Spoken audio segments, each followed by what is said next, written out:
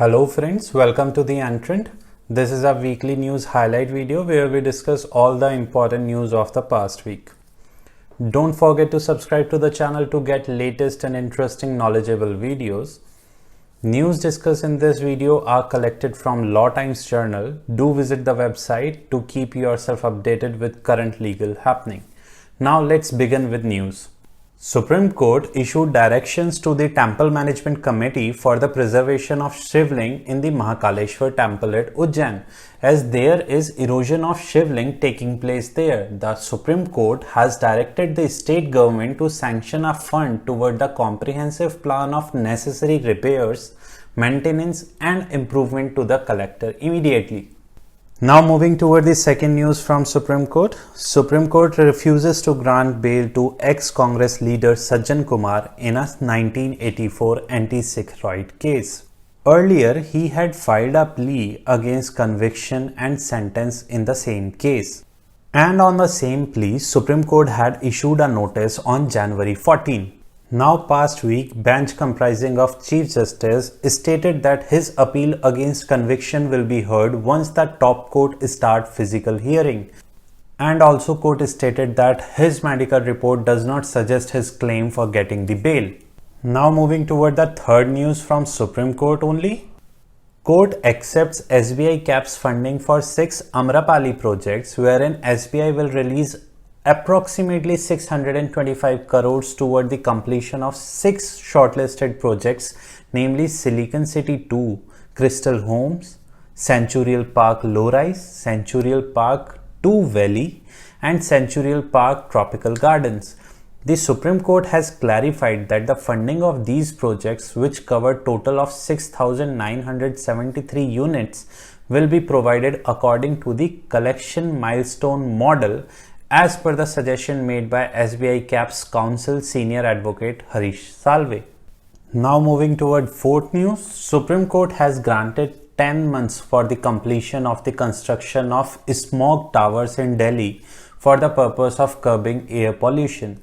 This was after the Ministry of Environment, Ministry of Forest and Climate Change and the Department of Environment and Forest, Government of NCT of Delhi undertook before headed by the Justice Arun Mishra that the work will be completed within 10 months. Now moving toward the fifth news, Justice Arun Mishra's controversial tenure leave question on public confidence in judiciary. While Justice Mishra demits his office after handing over mixed bag of verdicts, he also leaves behind several pertaining questions as to what constitutes the appropriate judicial conduct. Thinking about the same, Justice Arun Mishra's retirement as a judge of the Supreme Court, one can certainly say that he was the most news-creating judge of the recent times. Supreme Court refuses to grant bail to a teenager accused of killing a 7-year-old boy at Gurugram School in 2017. Three-judge bench finds no ground to interfere with the decision of Punjab and Haryana High Court, which had denied bail for the accused this year only. Court also observed that since the petitioner is now being tried for the purpose of bail as an adult, they see no reason to interfere with the previous judgment of the High Court at this stage. Now moving toward the seventh news.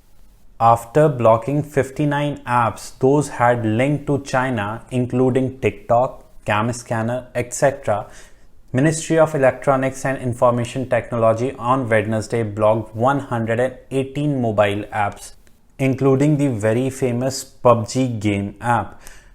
To do this, the power under the Section 69 of Information Technology Act 2000 was invoked in the interest of sovereignty and integrity of India to keep up the defense of India, security of state and public order invoking Section 69 Information Technology Act. Now moving further toward next news regarding loan moratorium and interest waiver. Central government stated that we cannot recover economy by ignoring banking sector and it is not feasible to extend moratorium period or waiving of the interest.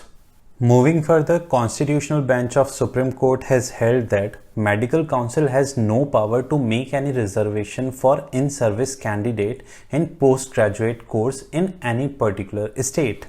Court held that Medical Council of India providing reservation for in-service candidates in PG medical courses are ultra vires the Medical Council of India Act.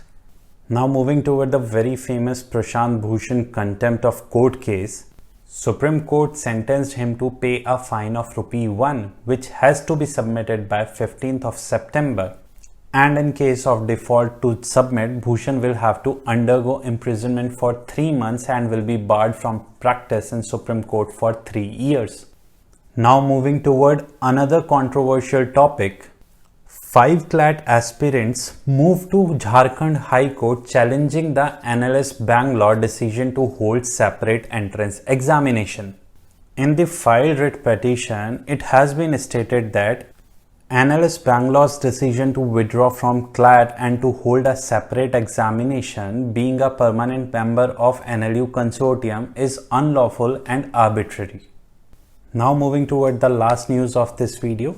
A law student has filed a writ petition before the Apex Court challenging the constitutional validity of the provision of Special Marriage Act 1954, which require marriage officer to publish copy of marriage notice submitted to him by the couple intending to marry under the Act.